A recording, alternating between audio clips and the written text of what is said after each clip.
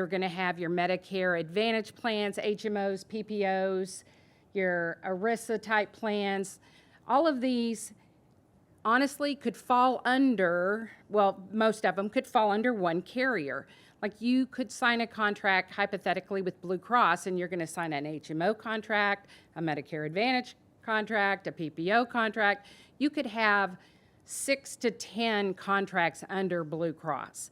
So it's not just one payer and you have the whole gamut.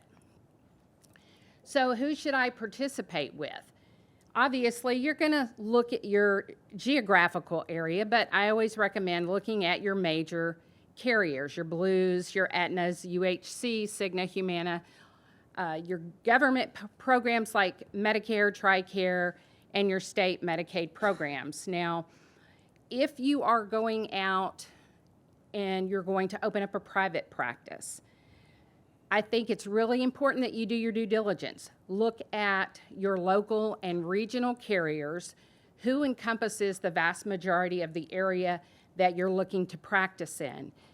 Another key point, identify any major employer groups because you're going to want to make sure you contract with that particular health plan.